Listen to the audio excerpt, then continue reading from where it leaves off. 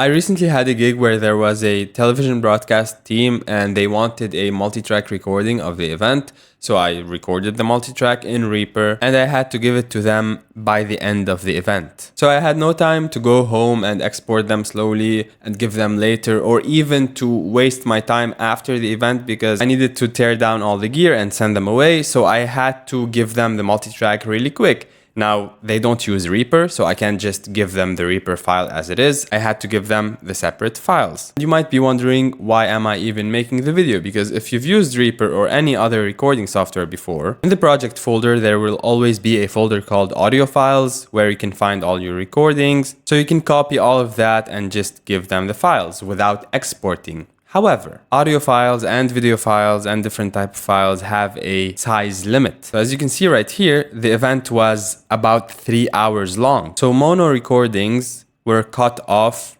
after 2 hours and stereo recording were cut off after about 1 hour because a stereo recording is twice as large as a mono. And there's no interruption of audio, it's just that it makes a new file. That's why here you can see guitar 1, guitar 2, guitar 3. It's the same file but fragmented.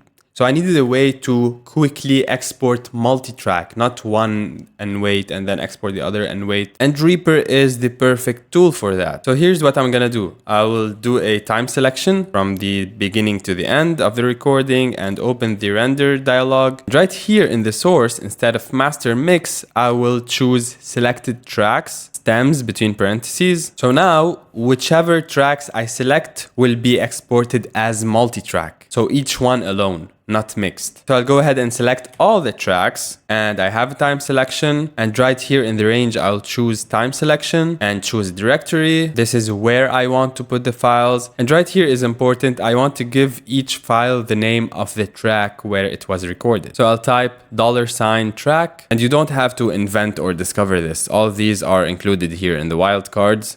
So project information, there's a tag called track. So this means that each exported file will have the name of its own track. And you can add other tags too, like the date or whatever. And you can make sure that you're exporting all the tracks because right here you have 11 files. I have render 11 files. So if I select only 3, I will only see 3 right here. So this is how you know if you're exporting one or all of them. This checkbox tracks with only mono media to mono files. Even if you have a mono track, Reaper will export it to a stereo file. So it's the same sound on both channels, left and right, but it's a stereo file. So you're using double the storage. And I discovered this before the gig, so I didn't waste any time exporting. Selected tracks, time selection, directory where you want to save it, tag track. So that's the track name on each file, and turn on tracks with only mono media to mono files, and I'll hit render. You see how all the tracks are being exported independently but all together at the same time. 3 hours of recording took about 8 minutes to export, and this is while I'm screen recording at the same time. It should take less time than that. So by the time I turned off the mixer and unplugged the monitors and stuff, my export is done and I can give it away. They don't have to wait that much. And you can save this as a preset so you don't have to do it every single time. So selected tracks, time selection, choose where you want to put them.